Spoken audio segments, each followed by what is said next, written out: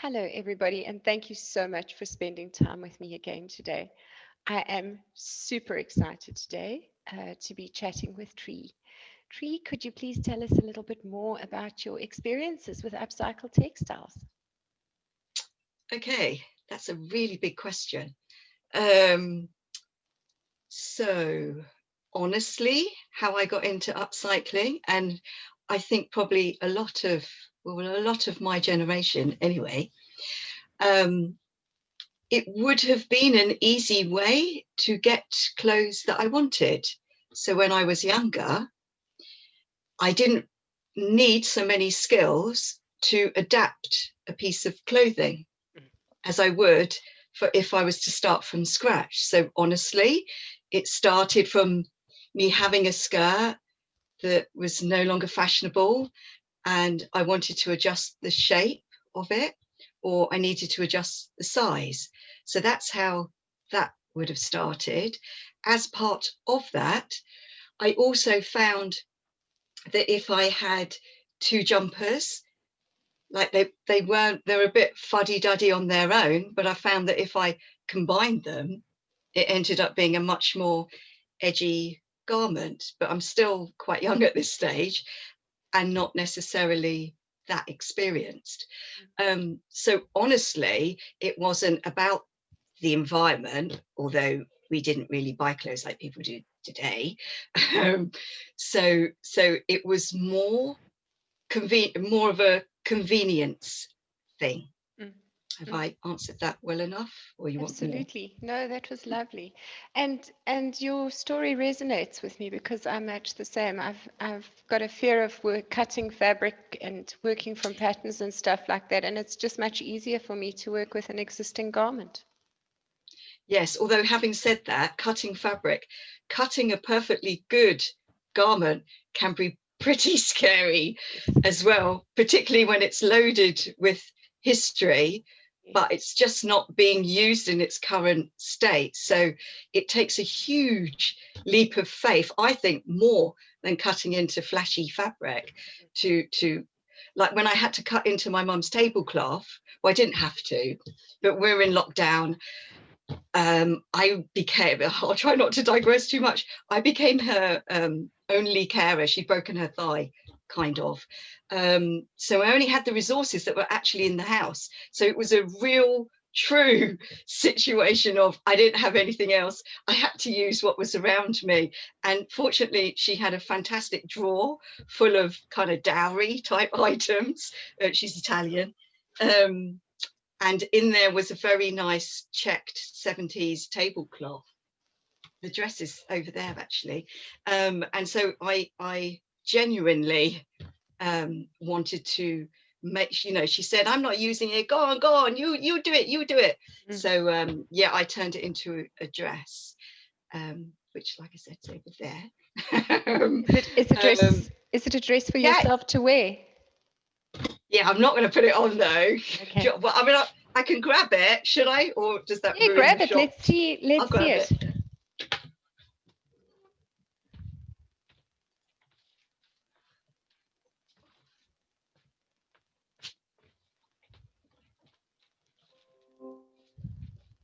So can you see? That's wonderful. Yeah, so that's the bottom. And I almost used every single drop of the Okay. fabric, which Okay. I'd like to say something about actually. That's wonderful. So when you use precious things found around the house rather than fabric of which you can buy more and more and more, you have a completely different attitude to the cutting of it and the need to use every single drop of it.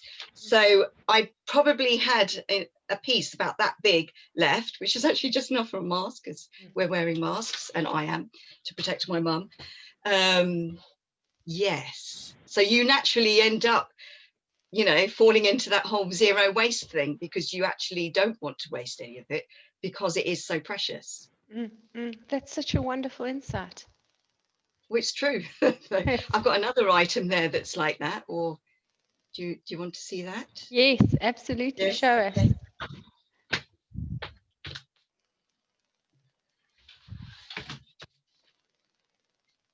put this one on. So this again was another lockdown thing. That's wonderful.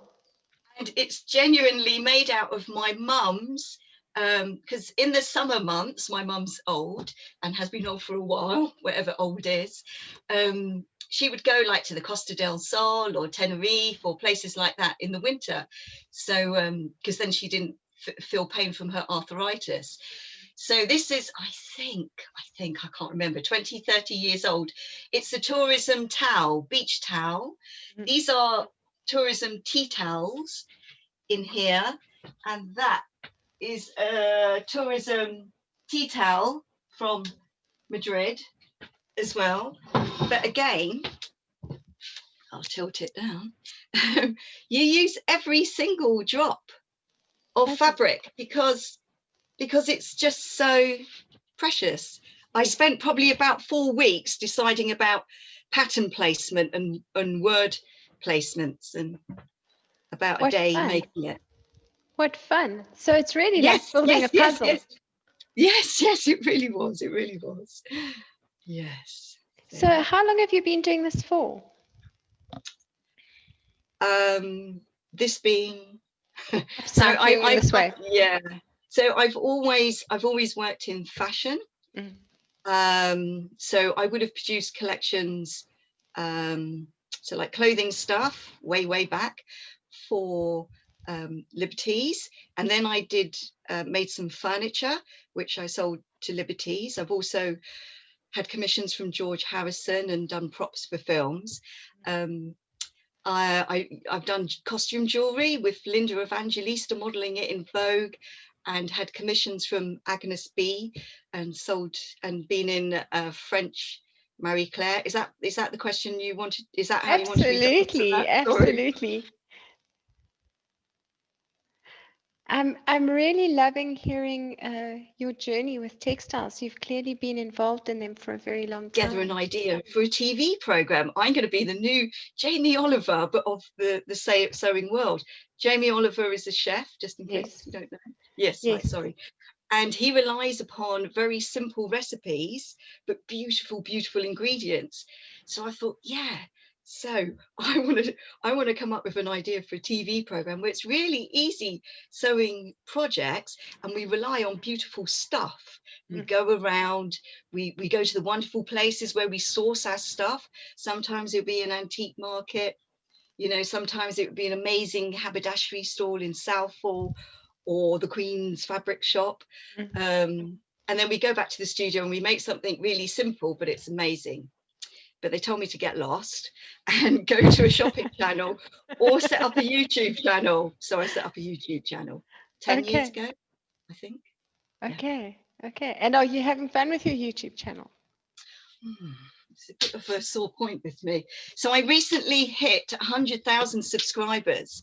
Yes. And you'll think, wow, that's really amazing. That's so good. But I've got a feeling that I'm being, I think it's called shadow banned, I think, over the last 2-3 years, because before that, if I put a video out there, I'd get thousands of hits, thousands of views in the first like week or first few days. Now, after a week, I'm lucky if I get 600, 500. Wow. And I'm constantly being told, where have you been? We haven't seen you for ages. And it's like, well, I uploaded last week and the week before. So that's another conversation that isn't so positive. Okay, so they've changed the algorithm, and now you're not getting the traffic you used to. They're always changing their algorithms. Yes. But that's another interview. It's very interesting speaking to somebody who's got such a huge following. Yeah, but it's meaningless, isn't it? When if they're not notified, I may as well just have 500. Yes, absolutely. And do you sell your items that you make, or do you just make them for the YouTube channel? So in my past, I used to produce collections and sell them. And because I'm not such a great business person, once I'd maxed out with what I had the capacity for making, I just didn't take any more orders rather than trying to find a way to facilitate, you know, doing more. So every season I'd go around with a collection of stuff to different places, and they'd say, yeah, can I have 10 of those, whatever of those. And then if they wanted more, I probably couldn't do it, and so didn't do it. I have a story that isn't an upcycle story, but one season I spent 3 weeks, or you know, almost 3 weeks of really staying up late, working in the shed at the end of my mum's garden, producing all these bejeweled boxes, treasure chests, footstools and mirrors. And I did the delivery to Liberties. It was just before Christmas, and then I got a phone call, like I'd only just got back home, and they said, can we have a repeat order please by next week, because we've put them all in the Christmas windows. And I couldn't, so I just did what I could. Okay. That says a lot about me. But yes. Well, so currently, no, I don't sell what I make, because I just haven't been very successful online selling what I've made. The audience that I've built up want to make the stuff. So it's hard to break out of that audience and say, hey, do you want to buy that bucket coat that I've just made, rather than making it. I did try a couple of years ago, but it wasn't received very well.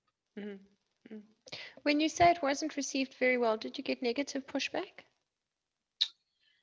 No, not just silence. Okay, crickets. Which is quite negative. No, just silence, or you know, no orders. And I put quite a lot of effort into producing, you know, like a range of maybe 4 or 5 or 6 things.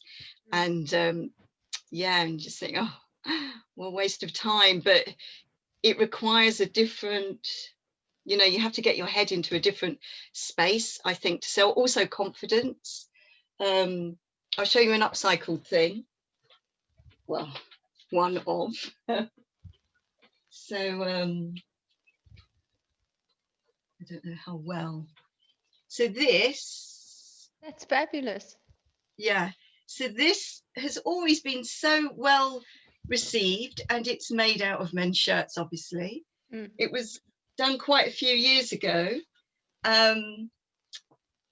Yeah, and I've even tried selling samples of it, and other ones that people seem to suggest were, you know, they were quite impressed with, but it's just silent. So I don't know whether that's an Instagram thing controlling me. I sound very paranoid about algorithms, but it's never received very well. I feel like I have to set up completely separately in a different world online in order to be able to sell. And interestingly enough, I've had kind of similar experiences where I got very excited that the Cloth Collective, Upcycled Cloth Collective, had grown so beautifully in such an organic way. And yet, whenever I've tried to sell anything for money off that platform, I've even received very negative pushback. Oh, have you? Because I was going to say, don't take it personally. Set up a separate thing. So I actually, oh, you have? Yes. Right. I probably follow it, and I didn't even realise, because I didn't read the small print.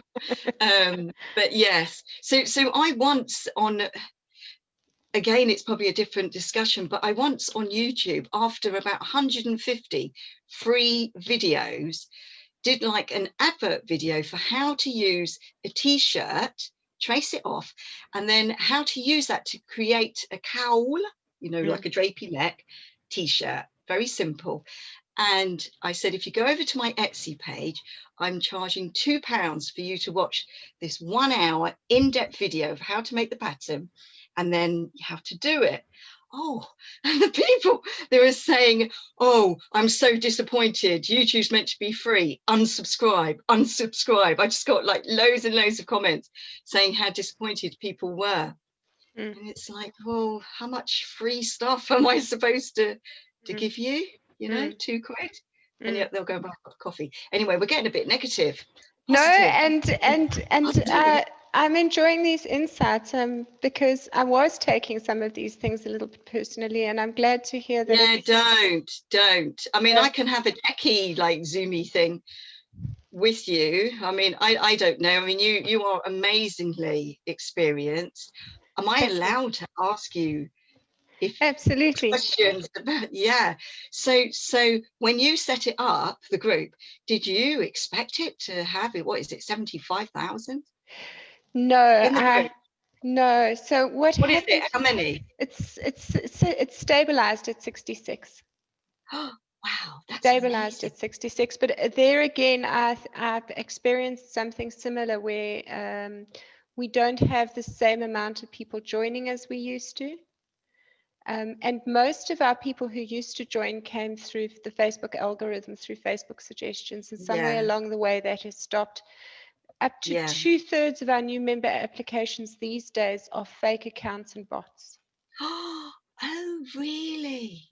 Mm, It's actually quite time consuming because I feel quite guilty because I have a Stitchless TV group, mm, but I don't necessarily have a lot of time to go through and check everybody. mm, So I feel bad. So what I'm more inclined to do is when people ask to join the group, I leave it for quite a long time mm, before, because I feel a responsibility to go in and make sure that they're legit, because so often they're not. mm. And it's so soul destroying to see that you get all these dodgy people, Mm. and I have other things that I need to do, that I Yes, just leave it. And so I do feel a bit bad because, you know, people want to join the group, and I'm not even accepting them because it takes time, I feel, for me to properly investigate that yes, they are legitimate.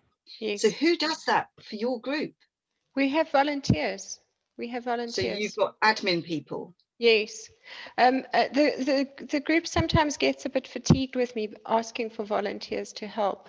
Um, and we've got a team of about 10 volunteers who are absolutely incredible. They sift in a very careful way through those member applications and authenticate them before they allow them in, just so that the group stays kind of true to its core and what we're there to Yeah. do.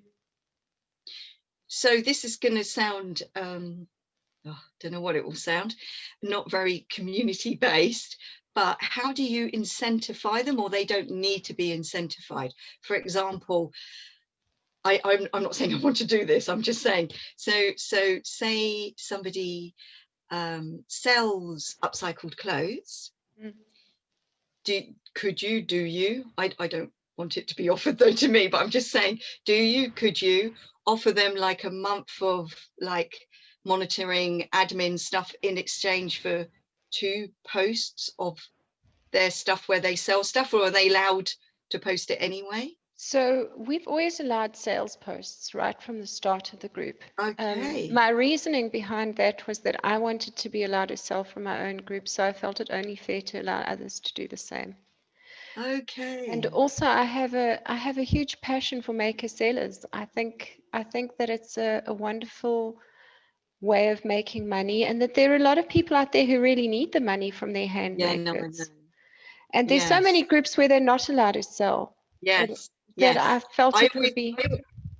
I always have to tread very carefully, and I'm not selling anything. I'm offering you a free video, but Yes. there there are adverts on that video at the begin, middle, and at the end, which give me maybe 30p or Mm, something if I'm lucky per video, mm, which is nothing. But yeah, they take me down if I put it in there. And it yes. can be frustrating because I genuinely, you know, so I can post a picture of the blouse, for example, the frilly blouse, and I can say I made it out of 3 shirts, Yes. but I can't put the link in there Yes. Yes. because that's self-promotion, which I understand, but yeah, it is frustrating. Well, we support that kind of self promotion. I wouldn't necessarily offer an admin role to somebody like that simply because of what I've learned about volunteers over time. So our core group of volunteers remains small, even though we keep adding volunteers to the group. But that's because they really, really, really have the best interests of the community at heart. They are the That's most very good. genuine people I have ever met. And they don't need incentives. They're doing it because they care about the community and they care about the cause. Um, I So have I would say, sorry. I have found in the past where I had people in who I'd kind of incentivized in that way. I'd said to them, okay, you're selling from the group, could you come help us in the admin room? Then what tends to happen is sometimes a sense of entitlement develops. Okay. That is then very difficult to work with because then they expect to be treated differently from everybody else. Okay. And Yeah. then when I need to get rid of them from the group, then there's a storm in a Trouble. teacup. Yes, yes. And then they go into other groups and say nasty things about Oh no. me. No, I was only saying it because you said your group sometimes get fed up with you constantly asking for Yes, volunteers. So I felt like, oh, maybe you're having difficulty getting volunteers. So yes. maybe that would be a way to get them. But obviously not. Absolutely, You're going to be more absolutely. exclusive I've anyway. I've tried lots of ways of getting volunteers in. Yeah. And I typically find that the group stays small. What it's forced me to do is because our admin team stays small, it's actually forced me to create more efficient systems. Okay. So we've got a very, very detailed moderating system that we use that's documented and that we audit all the time. So the team knows exactly what to do with any given Right. scenario. And because of that, we're able to stay small and lean and still get quite a lot done. Does it feel like a huge responsibility? A little bit scary. I mean, I know I'm assuming, again, evil algorithms, I'm assuming that you get nowhere near as much engagement as you would have done a couple of years ago. Yes, So you've got more than 60,000 members. One would expect when you put a post up, if you allow it to go free, and yes, it's a good post, you would expect fairly instantly, like thousands yes. of engagements on it, but I bet that doesn't happen. Is that right? Though So sometimes it does. we definitely had more engagement when we were a smaller group. I found when the group was Yeah. around 10,000 members, we could say, let's do a project, and hundreds of people would respond and say, yeah, Yeah. let's do that. How many years ago? How many years ago was that? 3, 4, 4 Yeah. years So ago. that would be right. Yeah, Things have changed so much in the yes, last 4 years, which of course is all about money. So it's yes, going to yes. change, unfortunately. I also think for some people it's about and they've done studies on this that the more people there are in a group, the less people feel personally accountable to um, Oh, really? take action. Yeah, but I don't think. You see, for me, I think the content is not being shown to everybody. Mm, That's how it feels to me. When I upload a post on my page, so not mm, in my personal account, on my page, I can feel a surge. I say feel because it is like that.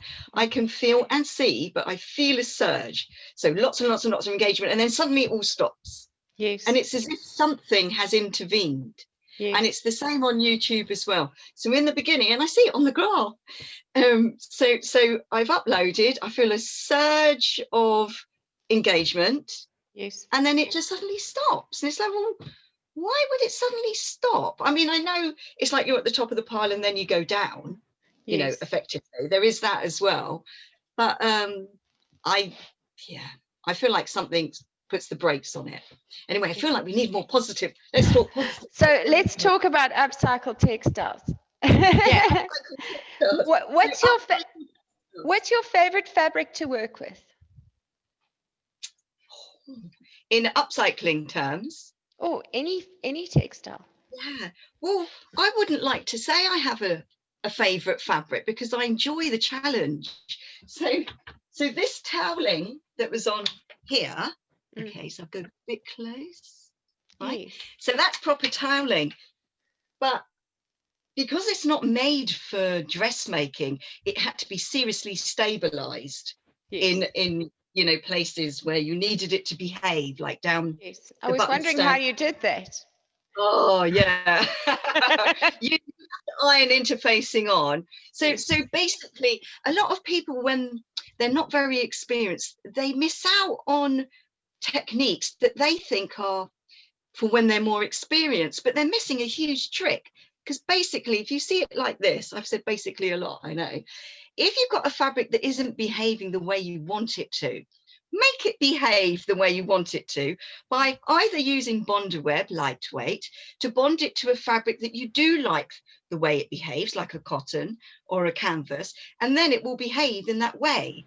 Mm. So, but I think lots of people, when they start out sewing, they think, oh yeah, I mustn't use we don't use interfacings because that's doing it properly. It's not really like that. It's just, it really does make it easier to sew. And it's called stabilizer because it stabilizes. And the same goes for sewing feet, using different sewing feet and different needles. It isn't for sewing experts. It's just to make the sewing more easily. You just use tricks to make it happen more easily. Mm. So lining is a good example. So let's get something with lining. Lining. You'll have seen this 100 times, but still, I'm not going to put it on because I'm actually much fatter than I used to be. So that, you've seen that a lot, haven't you? Fabulous. Okay. That is So fabulous. yeah, it's fairly good inside, I think. So that is a really good example.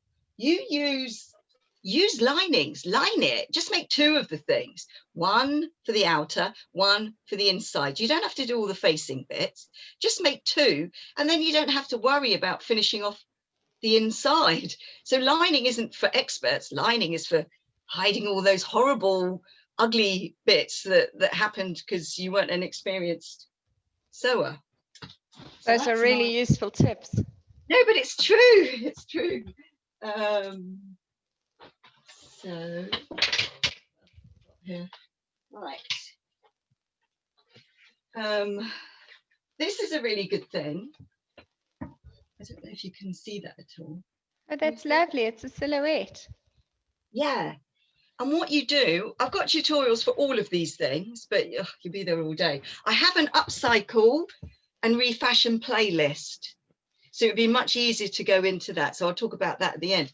So Okay. if you put embroidery thread in your bobbin, Yes. don't mess around with the tension on the bobbin. I mean, the proper way, you should release it a little bit, but just don't, because it's so hard to get back. So hand wind it onto your bobbin, okay? Because you wouldn't be able to thread the embroidery thread, like tapestry thread, sort Yes. of. So put that on your bobbin, and then just use regular thread for the top. Yes. Yeah. And I've got a whole tutorial on it, but basically just do some wiggly lines and then look at the back side of your fabric, and you will find you end up with, you see, That's amazing. really good wiggly lines. And again, I mean, it's so messy on the other side. Look, I'll show you the mess. So in order to do that, it helped a lot if I stabilized, iron on, interfacing the other side. Okay. So that way things didn't all bunch up, and it was just like sewing with paper. And then I was supposed to tear off or wash off all the stuff that wasn't required. So Those are such useful tips. Thank you. shall I get something else, or? Yes, I'm loving this. I'm loving this. And I'm even loving the dress you're wearing. Your style is wonderful. Oh, thank you very much, but it's not upcycled. That's It's okay. just it's really expensive, not the slightest bit ethically made fabric, but I'm not doing that anymore now, just so you know. It was quite an old fabric, so yeah. So why am I showing you this? So I'll just show it to you anyway. Let's go back. That's lovely. That I've worn quite a lot, and go there. Are you able to see that, or does it come back to front actually? Yes, I Maybe can it goes see back that. to front. So you may know this story. So I find that often the only time I get to really self-indulgently sew for myself is when I go on holiday. Mm. So I love those little mini sewing machines. Like, I won't say a brand because then it'll be like advertising, but the little mini sewing machines, there are two in particular that actually work properly. Okay. And they aren't toy machines. They often people think these are toy machines, and you just need straight stitch, zigzag, and have it so the needle goes to the left or the right. You can't change the sewing foot, but that's absolutely fine. Okay. And so this was made out of a 60s house coat that had a great big zip up the front. Yes. And it would have been too literal for me to wear it, because I wouldn't have worn it the first time round because I'd have been a baby, but it really didn't look good on me. So I did a raglan sleeve top with a stand-up collar, and I stuffed it, like those stuffed pizza crusts. Yes. So I stuffed it, and then I made it so it has like an opening at the back, but it's the most gorgeous. Look at the fabric. Can you see that it's embossed? I can. That's delicious. Yeah. So it's almost like seersucker, but it isn't. It's embossed, very high polyester, like totally polyester, but it's a proper upcycled 60s dress, and I love it so much because it's loaded with history and story, and no one else is going to have it. Although I did find one other in Portobello, a house dress. Yes. That's divine. Now, I know that a lot I'm coming back. Okay. So we'll just do that. That's delicious. But you'll see a lot of that around now. Yes. Weaving of ties, yeah. Yes, yes. Now, I know that a lot of the members of the group really, really love your pictures. And I certainly love your pictures. It shows that you've got lots of experience with styling and photography and that kind of thing. Could you give us some tips about creating great pictures for when we want to upload things that we've made onto the group? Can I first of all talk about styling? Yes. Is that okay? So I'm going to try and explain it really simply. In terms of, if you wanted to create a really interesting design, so it's sort of styling, but more I'm talking about design. A really simple thing that I could say to do to come up with a thing that has wow factor fairly easily is, if you make something out of a really unexpected fabric, really very, very often it will be high impact. Okay. So I don't know if that makes any sense to you, but so that I often use that trick. So like I made a gathered skirt out of an IKEA blind, and because it was like a clash of unexpected things, it was quite kind of wowy. In terms of pictures, I'll tell you the proper things. So at the moment, I can show you if you want. At the moment, I've got let's see if I can show you. So I'm plugged into broadband cables and everything. So up, oh gosh, on top of the piano, hang on. Are you able to see that light? Yes. Yes, right. So on top of the piano, I've got shall I say the brand or not? Rather not. No. Okay. So when you go to a well-known online platform, don't buy from there. Look at what the name of the brand is and go to the actual brand and buy it. Yeah. Okay. You can get these lights, and they sell the stand and the big light with the massive bulb inside, and you get two of them with the bag. And it's only like, I'm sorry if I'm being flippant about the amount of money, but it's £90, and that's two lights, 2 stands, and I think that's very good. So I've got that light up there and I've got a light up above me as well. And they say that the more light you have, the better it is. But honestly, I make so many videos where I'm just not in the mood for making an effort, and it's time for me to make a video. And you know, I can spend an hour setting up lights, setting up the shot, setting up the sound, or I can just get on with it and do it. Very often when I film, half of my day is spent putting on loads of makeup. Yes. I haven't got, my nail varnish is terrible at the moment. Putting on loads of makeup, setting up the scene, and psyching myself up to film myself, because, you know, I'm feeling not like I don't look as good as I used to, and stuff like that. But I feel like I need to do it because it's part of it. Yeah, I can spend, and by the time I start filming, very often it's 2 o'clock and the kids come home like a couple of hours later, and yet I've spent 5 hours setting up and psyching myself up. I'm not sure that's the question you asked though, but yeah. So it is all about preparation and good lighting. Yeah, well, yes. It's supposed to be all about preparation and good lighting, but very often I don't do that. I then regret it. Because what happens is, here's the tip. What happens is, the more rubbish your lighting, sound, and preparation is, oh my goodness, the more difficult it is to edit your video tutorials. Then you need to be skillful. So I think that's quite good, yeah. So it's kind of a case of a stitch in time saves 9. Oh yeah, it is. Yeah. Is any company called that? They should be. So Tree, it's been an absolute delight chatting with you. Thank you. And we need to wrap it up because I have another video that I need to make with somebody in 20 minutes time. So if anybody would like to follow you online, where can they find you?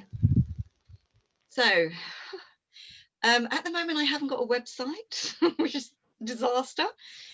So I'm going to direct you all to my YouTube channel, which I believe is currently called Stitchless TV Sewing and DIY channel. So that's on YouTube. And for all of your upcyclers and refashioners, just go directly to the playlist for upcycling and refashioning. I think I've got about 25 free tutorials on there.